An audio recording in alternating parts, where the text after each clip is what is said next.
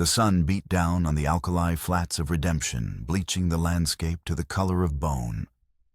Dust, fine as powdered chalk, settled on everything: the sagging porch roofs, the thirsty horses at the trough, and the shoulders of Jacob Miller as he stepped out of the general store. The air was still thick with a heat that promised a long, unforgiving afternoon. He clutched his sack of supplies, flour beans, and a small, carefully wrapped tin of coffee, a luxury he allowed himself once a month. For a man who lived in a world of silence, the noise of town was a grating intrusion. The clang of the blacksmith's hammer, the boisterous laughter spilling from the saloon, the incessant drone of flies. It was a symphony of life he no longer felt a part of. His life was the quiet creak of his porch rocker and the whisper of wind through the skeletal fingers of a dead cottonwood tree on his property. He was turning toward his wagon when the world shattered. It began not with a bang, but with a sudden, unnatural quiet. The blacksmith's hammer fell silent. The laughter died in a choked gasp. A woman screamed, the sound cut short. Then came the explosion of glass as the front window of the Redemption Bank and Trust disintegrated into 1,000 glittering shards. Men poured out, faces obscured by bandanas, their pistols barking orders at the terrified townsfolk frozen in the street. Jacob instinctively dropped behind his wagon, his body moving with a grim, muscle-deep memory of violence he had long tried to bury. His heart hammered against his ribs, a frantic drumbeat against the backdrop of chaos. From his vantage point, he could see the leader of the outlaws standing in the bank's ruined doorway. The man was tall and moved with a theatrical grace that was unnervingly calm amidst the panic. He was not wearing a bandana. His face was open to the world, handsome and cruel, a faint, condescending smile playing on his lips as he surveyed his handiwork. Gunsmoke filled the air, acrid and choking. Men shouted, a horse whinnied in terror. And in the center of it all stood the leader, a devil smiling in the dust-filled light. He barked an order, and 2 of his men dragged the bank manager out, shoving him to his knees. The leader reached down and casually plucked a gold watch from the manager's vest. He held it up to the sun, admiring it for a moment, before letting it drop into his own pocket. But it wasn't the casual cruelty that turned the blood in Jacob's veins to ice. It was the other object the man wore. Hanging from a leather cord around his neck, resting against the dark fabric of his vest, was a small silver locket. It was oval-shaped, intricately engraved, with a pattern of vines and a single tiny rose. Jacob's breath hitched in his throat. The world around him, the dust, the gunfire, the fear melted away, replaced by the searing, vivid memory of another day under another brutal sun. Fire. The smell of burning pine and the thick, coppery scent of blood. The screams of his wife Sarah as rough hands tore her from his grasp. He remembered the flash of silver against her chest as a man, his face a blur of snarling fury, ripped that very locket from her neck. Her locket, the one he had given her on their wedding day.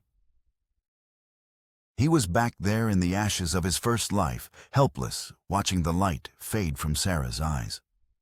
The roar in his ears was not the outlaws in Redemption, but the crackle of his own home burning to the ground, taking his wife and infant son with it. He had thought those ghosts were buried deep, covered by years of lonely toil and deliberate silence. But this man, this smiling devil in the street, had resurrected them with a single stolen piece of silver. The outlaws were mounting their horses, their saddlebags bulging with the town's money. The leader swung himself into his saddle with the same fluid grace, his eyes sweeping over the cowering townsfolk with contempt. For a horrifying instant, his gaze met Jacob's.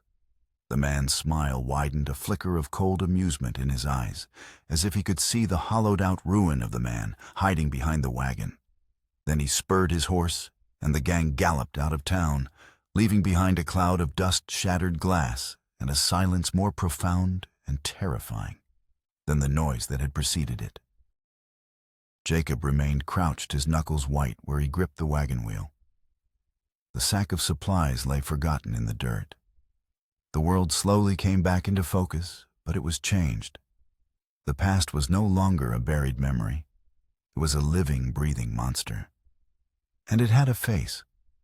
For the first time in 5 years, the cold fire of grief in his soul ignited into something else. Something hotter and far more dangerous. A singular, all-consuming purpose. He now knew the man who had destroyed his world, walked this earth, and his name, he would soon learn, was Bartholomew Thorne. The long ride back to his homestead was a journey through a ghost-haunted landscape.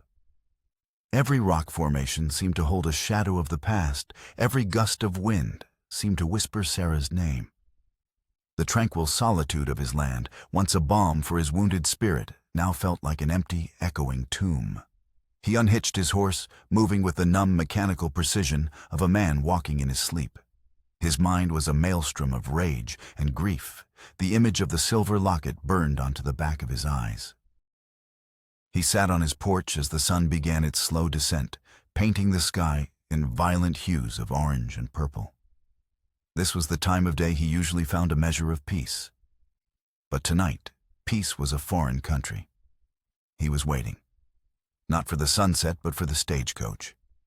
3 months ago, in a moment of profound loneliness, he had answered an advertisement, a correspondence from a woman named Anna, who sought a new life away from the city. Her letters, written in a neat, careful script, spoke of simple dreams that mirrored his own: a plot of land, a quiet home, a life built on honesty and hard work. Her photograph showed a woman with kind eyes and a timid smile. She was a chance at a new beginning, a fragile hope he had cautiously allowed to take root in the barren soil of his heart. The distant rumble of the coach broke the evening stillness. Jacob stood, his large, calloused hands wiping themselves on his trousers out of a nervous habit he thought he'd long since conquered. The coach, a dark beast, kicking up a storm of red dirt, lumbered into view and shuddered to a halt. The driver offered a gruff greeting, his face etched with the weariness of the road. The door swung open.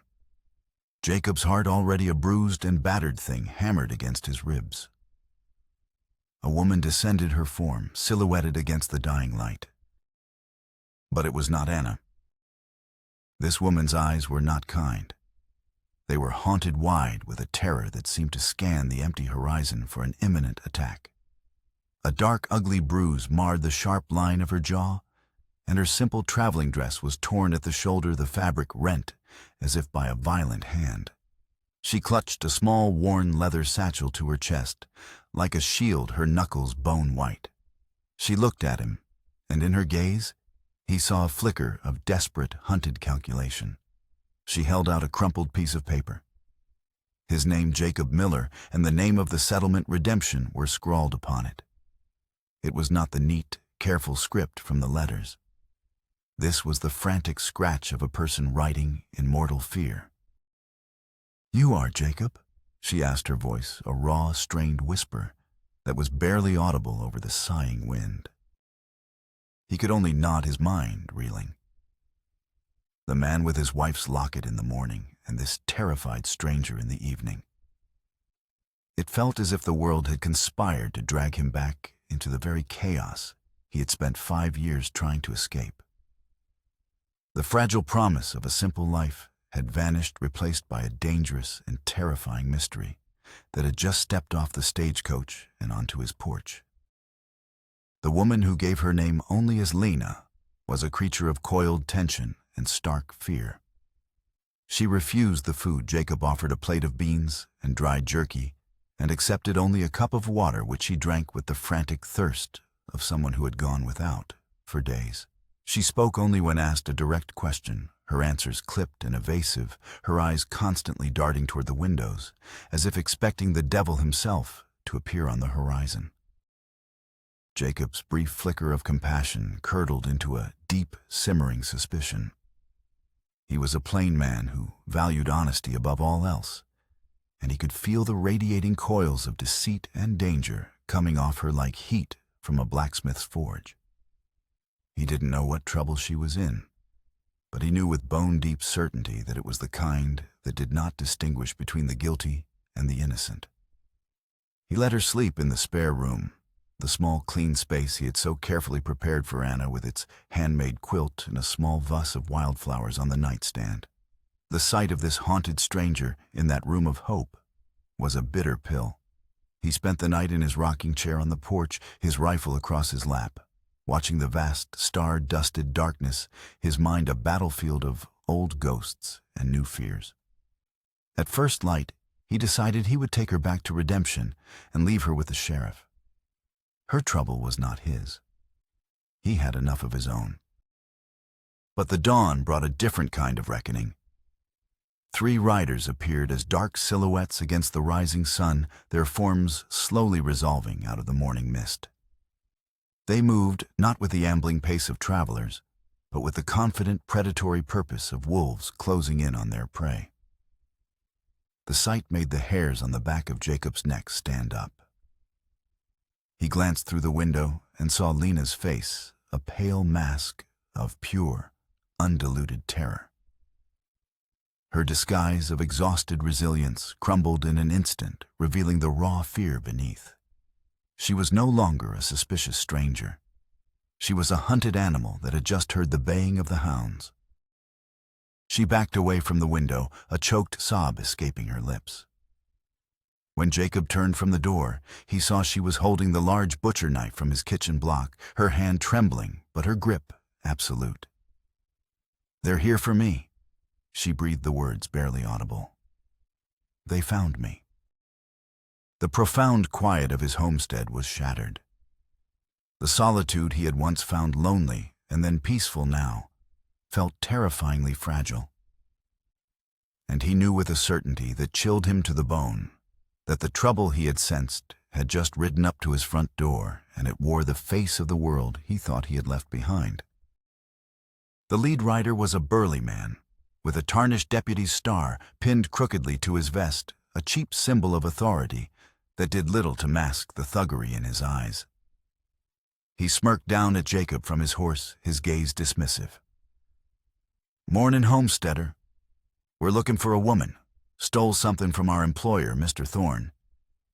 She's dangerous. Tracked her to this area." Thorne. The name struck Jacob like a physical blow.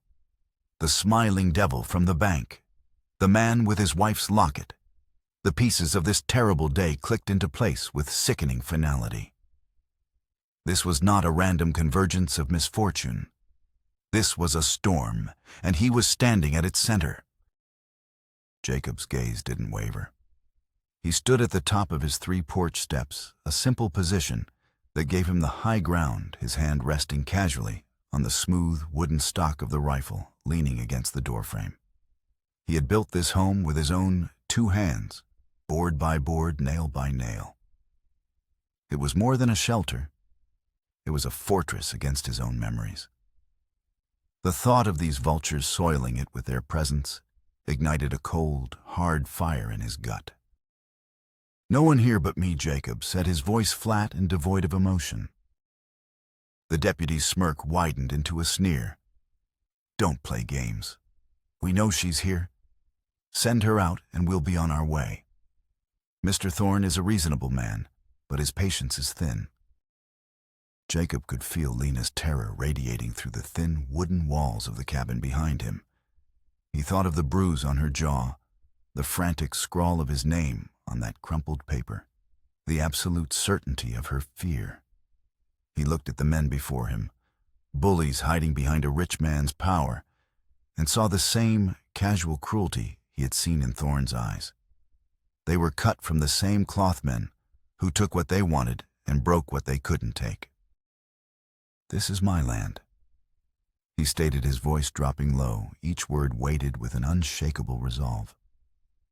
"And you're not welcome on it. I suggest you turn your horses around." The man's face darkened with rage, his hand drifting instinctively toward the pistol holstered at his hip. But Jacob was already a step ahead. In one fluid, economical motion, the rifle was in his hands, its stock settled firmly against his shoulder, its long, dark muzzle pointed squarely at the center of the deputy's chest. The other two men shifted uneasily in their saddles, their bravado faltering.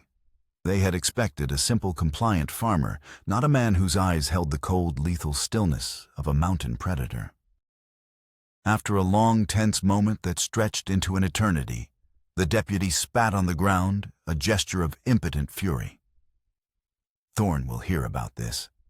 He'll be back. And he'll bring more than 2 men with him.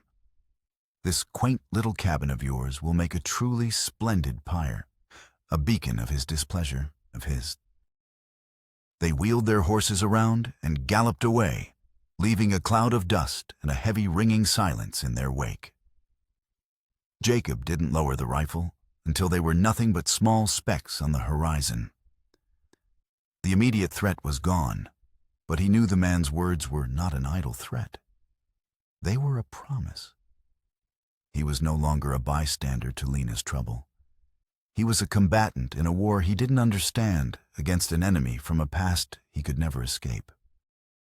Once the riders were gone, Jacob slammed the heavy plank door shut and bolted it, the sound echoing the turmoil in his soul. He turned on Lena, his face a thunderous mask of anger and confusion. "Who are you?" he demanded, his voice a low growl that filled the small cabin. "What have you brought to my home? She flinched as if he had struck her. Her shoulders, which had been squared with defiant terror, slumped in utter defeat. The fight seemed to drain out of her all at once, leaving behind a fragile broken shell. She sank into a chair at the small kitchen table, the butcher knife clattering from her grasp onto the wooden floor. "My name is Lena," she whispered, her gaze fixed on her own trembling hands. Anna was my friend. We were both indentured to Bartholomew Thorn. He's not a rancher, not really. He's a tyrant. He owns the whole valley, the law, everything. When he decided to claim Anna for himself, I helped her run. Your letter was her only hope. Our only hope." Her story tumbled out in broken, painful fragments, a nightmare of control and cruelty. Thorn ruled his vast holdings like a feudal lord, his workers little more than serfs. Anna, trapped and terrified by Thorn's unwanted advances, had seen Jacob's advertisement as a lifeline to another world. Lena had helped her plan her escape. But they had been caught.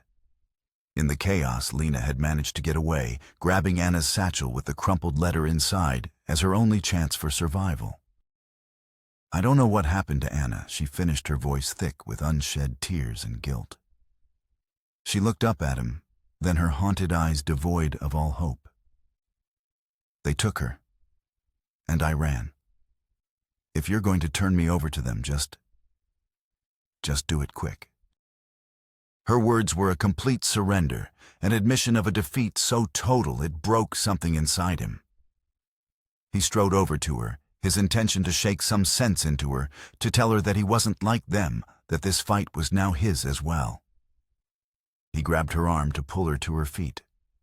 But as his rough fingers closed around her forearm, his thumb brushed against something unexpected under her sleeve.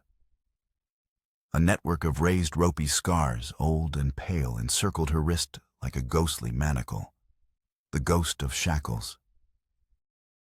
The anger in his chest vanished instantly, replaced by something far colder and more profound. A glacial rage. He looked from the sickening, silent evidence of her past to her weary, bruised face, and then toward the empty horizon where the riders had disappeared. He saw Thorn's smiling face, the silver locket, the fire that had consumed his life. It was all the same evil, a relentless darkness that sought to crush and own and destroy. He released her arm gently. The decision was no longer a decision at all. It was an inevitability. "No," he growled, his voice a low promise of violence that was more terrifying than any shout. "We're not going to surrender." He met her startled gaze, his own eyes burning with a new terrible light. "I'll hunt all of them down." They couldn't stay. Thorn would return, and he would not come for a conversation. Jacob began to move with a grim, methodical purpose, the instincts of a survivor taking over. He gathered supplies, ammunition for his rifle, and the old pistol he kept in a trunk, dried meat canteens, a small bag of salt. He was a homesteader, but he had not always been. He had learned to survive in harsh lands long before he had learned to till them, to think 3 steps ahead of starvation predators and the unforgiving elements. As he worked, he began to notice Lena. She was not huddled in a corner weeping as he'd expected. She was on her feet, her earlier despair replaced by a sharp, focused energy. The hunted animal had vanished, and in its place was a survivor. She moved to the sack of flour he was about to leave behind, her movements quick and efficient as she began portioning it into smaller, more portable cloth bags. "We'll need this," she said, her voice steady, all trace of its earlier tremor gone. "And the salt. We can't carry much water, so we'll need it to retain what we find." Jacob paused, his hands full of cartridges, surprised by her practicality. He had seen her only as a victim, a piece of trouble. Now he saw something else. He handed her his spare rifle to pack. She didn't just take it. She expertly checked the action, her movements fluid, and certain, her familiarity with the weapon undeniable. He laid out a tattered map of the surrounding territory on the table, pointing to a route through the open foothills that offered the fastest escape.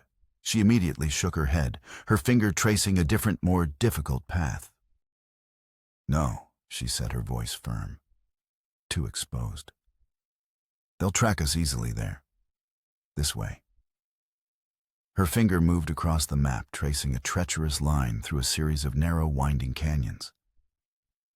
"It's harder terrain, but there are choke points. Places where 2 people can hold off 20. He stared at her, truly seeing her for the first time.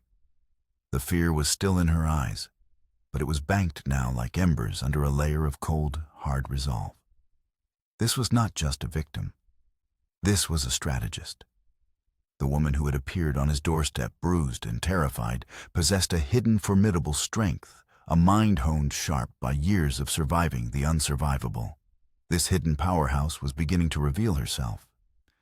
And Jacob realized his new unwanted ally was far more capable than he could have possibly imagined. The chase was a blur of rock, sun, and fear. They moved through the jagged canyons Lena had indicated, a brutal, unforgiving landscape of stone and shadow that tore at their clothes and skin. Thorn's men were relentless, their calls echoing eerily off the canyon walls, always sounding closer than they were. But the brutal terrain that punished their bodies also became their shield. Jacob's intimate knowledge of the land kept them alive. He knew the secret places where to find a hidden spring seeping from a rock face, which game trails served as secret highways through the wilderness, how to read the subtle signs of the earth, to know where they were and where they were going. Lena's strategic mind kept them ahead. She had an uncanny instinct for when to run and when to go to ground, for which ridge would offer the best vantage point, and which ravine would provide the deepest cover. She chose their path, and he navigated it. They were a team forged in desperation, their survival depending entirely on a trust that had no time to be earned, only given. Forced proximity stripped away all pretense. They learned the rhythms of each other's breathing, the sound of each other's footsteps on the loose scree. They shared the last of their water without a word, a silent acknowledgement of their shared fate. They huddled together for warmth during the frigid, high-desert nights, their bodies a silent promise of mutual protection against the cold and the darkness. He saw the way she meticulously cared for her rifle, cleaning it every evening with a practiced efficiency that spoke of a life he couldn't imagine. She saw the quiet competence in his hands, whether he was dressing a rabbit for their meal or setting a snare with near-invisible twine. One evening, they took refuge behind a thin waterfall that cascaded down a rock face, masking their scent and sound from any trackers. The air was cool and damp, a welcome respite from the oppressive heat of the day. He noticed a deep, angry gash on her cheek she'd gotten from a fall earlier that day, a line of dried blood stark against her pale skin. Without a word, he tore a strip from the bottom of his already tattered shirt, soaked it in the cold, clear water of the pool, and gently reached for her. She flinched, her body tensing, a wild, cornered look flashing in her eyes. It was a reaction born of a history he could only guess at. Still, he said, his voice softer than he'd intended. "It needs cleaning." She watched him, her breath held, but she didn't pull away. He gently dabbed at the wound, his touch surprisingly careful for a man with such rough hands. Her eyes wide and searching locked with his. In the dim green light filtering through the cascading water, he saw past the hunted survivor to the woman beneath. He saw an intelligence that glittered like quartz and a courage that ran deeper than any canyon. And in his eyes, she saw not pity, but a profound shared understanding of pain. She saw a man who knew what it was to lose everything. The silence between them was no longer one of suspicion or necessity. It was something else entirely, a deep, burgeoning understanding. A bond was forming stronger than steel forged in the heart of the crucible that was meant to destroy them. After 3 days of relentless pursuit, they found a temporary sanctuary in a shallow cave overlooking a vast, empty basin, a place so remote and inhospitable that even Thorne's best trackers might miss it. For the first time in 72 hours, they could breathe. As they watched the sunset paint the sky in hues of blood and gold, the constant grinding tension eased enough for the full truth to surface. "There's more," Lena said softly, her gaze fixed on the horizon, as if she could see her past laid out across the desolate landscape. It wasn't just about helping Anna. Thorne, he's a meticulous man. He trusts no one, but he never learned to read or write well himself. For the last year, he had me keep his books. He thought of me as little more than a piece of furniture, a silent tool. He never guessed I was committing it all to memory. She finally looked at him, and the full terrifying scope of their situation became clear in her shadowed eyes. He's not just a land baron, Jacob. He's a criminal. He deals in guns smuggled over the border, launders money for gangs back east, extorts every smaller rancher in 3 territories. It's all there. Every date, every name, every crooked dollar. In a ledger. With deliberate movements, she reached into her worn satchel. From a hidden pocket sewn expertly into the lining, she pulled a small, oilskin-wrapped package. She unwrapped it carefully, revealing a thin, leather-bound book. "This is why he can't let me live," she said, her voice a low, intense whisper. "This isn't just his business. This is his entire empire on paper." Jacob stared at the ledger, then at her. He thought of the bank robbery and redemption, the casual way Thorne and his men had terrorized a town for what must have been a pittance compared to the sums recorded in that book. He thought of the silver locket. It wasn't just a trophy from a single brutal act. It was a symbol of a life built on 1,000 such acts. His personal tragedy was just one line item in this man's vast, bloody account. Their flight was no longer just about survival. It was about justice. A cold, clarifying purpose settled over him. The balance of power shifted in that instant. With Lena's knowledge and the ledger as their weapon, they were no longer the hunted. They could become the hunters. A new plan began to form in the twilight, a daring and desperate gamble. They would stop running. They would turn and fight not just for their lives, but to tear down Bartholomew Thorne's kingdom of fear, brick by bloody brick. "There's an old abandoned silver mine at the northern edge of my property," Jacob said, his voice low and intense. He knelt and began to sketch a crude map in the dirt floor of the cave. One entrance, a network of unstable tunnels, and 1,000 places for an ambush. Lena knelt beside him, her focus absolute. The fear that had once defined her was gone, burned away by a cold, sharp clarity. She was no longer a fugitive. She was a general planning a battle. "They'll expect us to keep running west toward the mountains," she reasoned, her finger tapping the dirt map. "If we double back, circle around, we can use their own assumptions against them. We can lead them into the mine." For the next several hours, they worked their minds in perfect sync. His intimate, hard-won knowledge of the terrain combined with her tactical cunning. They planned every detail, a false trail laid with painstaking care to lure the main group away from any other path. A series of small, carefully prepared rock slides to block any retreat once their pursuers were inside the canyon leading to the mine. And a final deadly choke point deep within the mine's main shaft, a place where the darkness would be their greatest ally.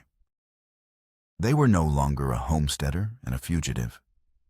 They were partners, a two-person army united by a single, unwavering purpose. As they prepared, a new dynamic bloomed between them, fragile but fierce. He would watch her as she explained a strategy, her face alive with a sharp intelligence he found himself admiring, and he would feel a surge of something protective that was both fierce and tender. She would see the quiet, deadly competence in his hands as he checked their weapons, the unshakable resolve in his eyes, and feel a sense of safety she hadn't known was possible, even on the eve of a battle. They were preparing for a fight that would likely claim their lives. Yet in that shared shadow of death, they felt more alive than they had in years.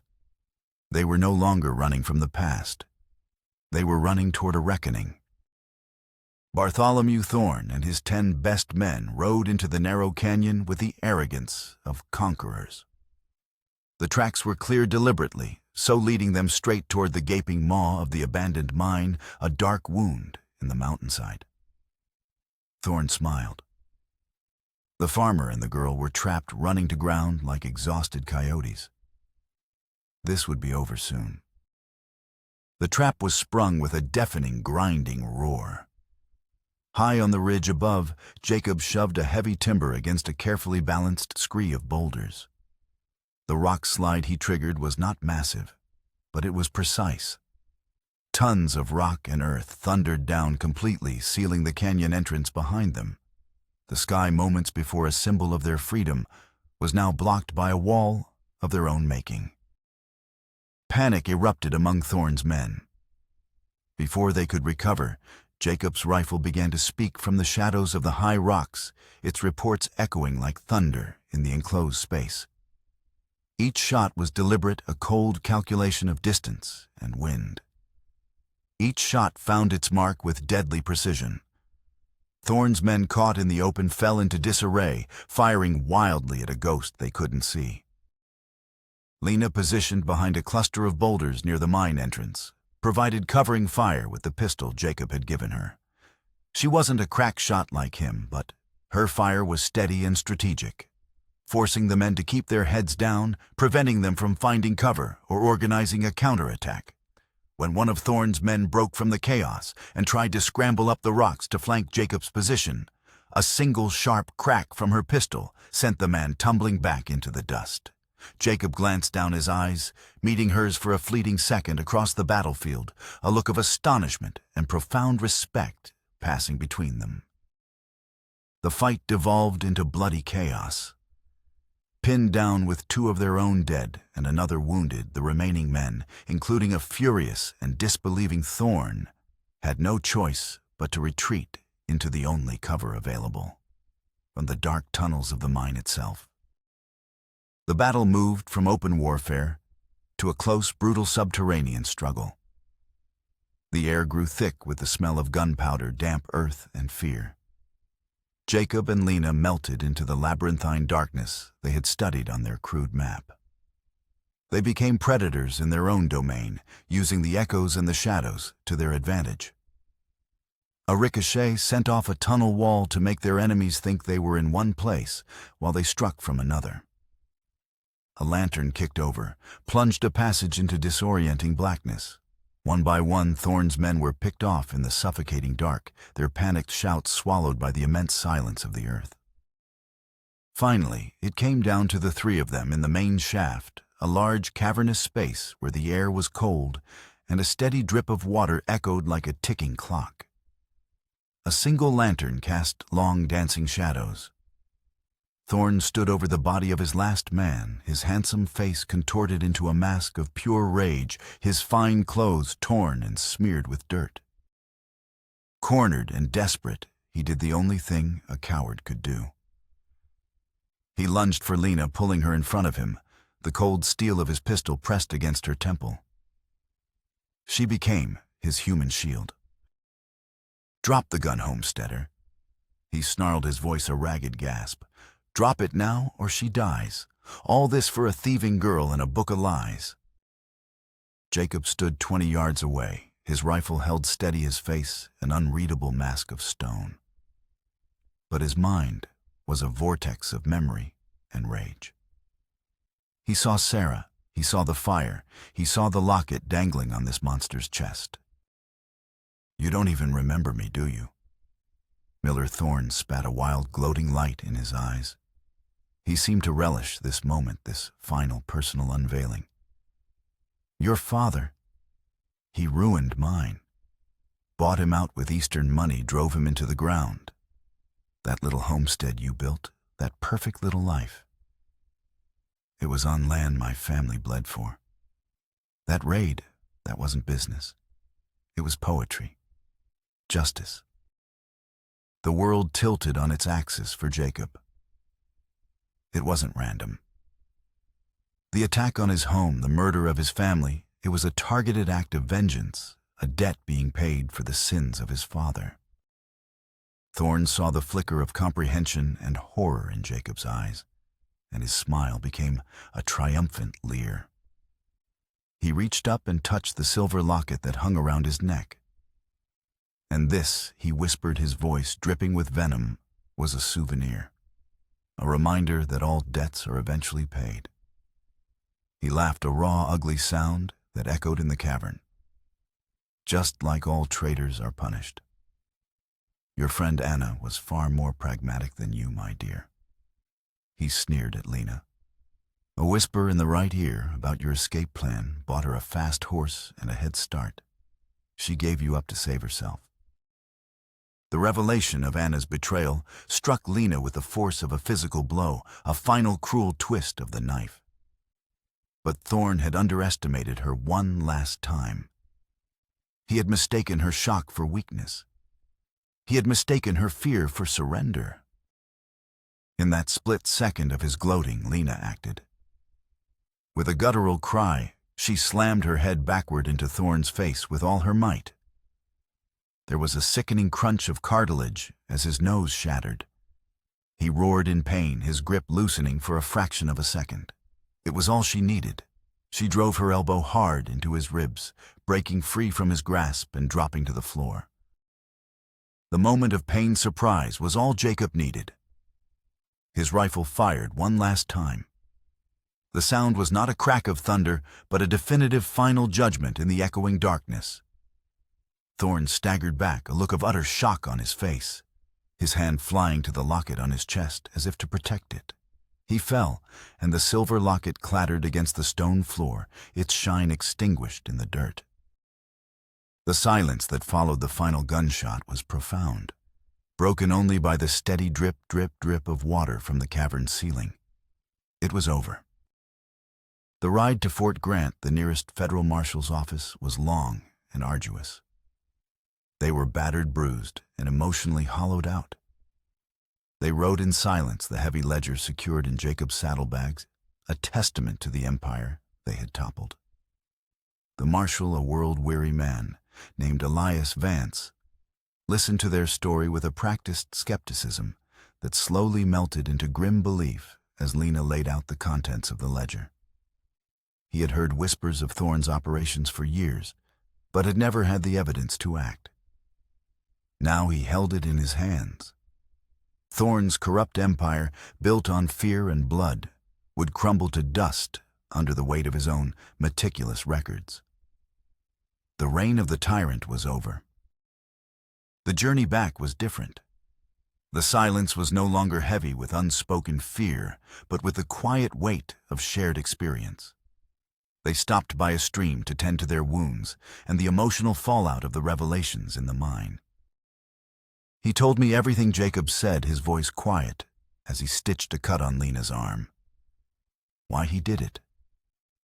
It was because of my father, my wife and son.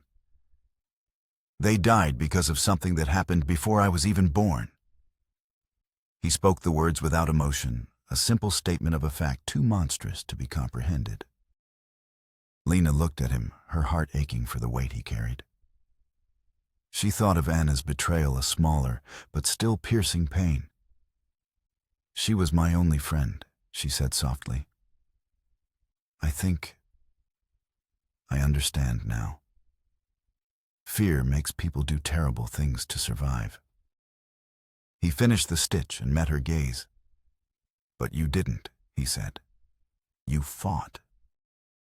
In that moment, under the vast, indifferent sky, they were just two people who had walked through hell together and found something other than ashes on the other side. 6 months later, the red dust of the high plains still settled on the porch railing. But now it was a familiar comfort, the color of home. Jacob sat in his rocking chair, but he wasn't alone. Lena sat in a matching chair he had built for her, its new wood still smelling faintly of pine. The haunted look was gone from her eyes, replaced by a warm, steady light that mirrored the golden hour glow spreading across the valley. His home was no longer a lonely outpost, but a sanctuary filled with a quiet joy he had never thought possible. One cool evening, he led her to a quiet spot under a solitary oak tree on a hill overlooking his cabin. 2 simple wooden crosses stood there, weathered by time. Sarah and Thomas. He had never brought anyone here before. From his pocket he took the silver locket. He had cleaned the dirt from its engraved surface, and it shone in the fading light. For a long moment he held it, the last physical remnant of his first life. It was not a symbol of love anymore. It had become a brand of his vengeance. He gently placed it on the ground, leaning it against Sarah's cross. It was not a trophy. It was a final act of letting go. The ghost of vengeance that had driven him for so long was finally laid to rest. He was no longer haunted. As they turned to leave, walking back toward the warm light of the cabin, Lena stopped and took a folded paper from her pocket. She handed it to him. It was a legal deed, crisp and official, stamped with the seal of the territorial office. I used some of the reward money, she said, a small, proud smile on her face. For the ledger. It's the deed to the quarter section next to yours, the one with the creek running through it. He looked from the deed to her face, a slow understanding dawning. I'm not a guest, Jacob, she said, her voice soft but firm. I'm your neighbor, your partner. He looked at the 2 properties, his and hers, their borders meeting to form a single, sprawling homestead under the vast, peaceful sky. They had faced down death together and emerged from the crucible not just as survivors, but as equals. The scars on her wrist were a reminder of a past she had conquered. The strength in his hand as he reached for hers was a promise of a future they would build together. They watched the last sliver of the sun dip below the horizon, painting the landscape in shades of hope and peace. There were no more words that needed to be said. Their shared silence was a language of its own, a testament to the unexpected woman who had arrived in a storm of violence and brought with her a love as fierce and unshakable as the mountains that stood guard over their new life.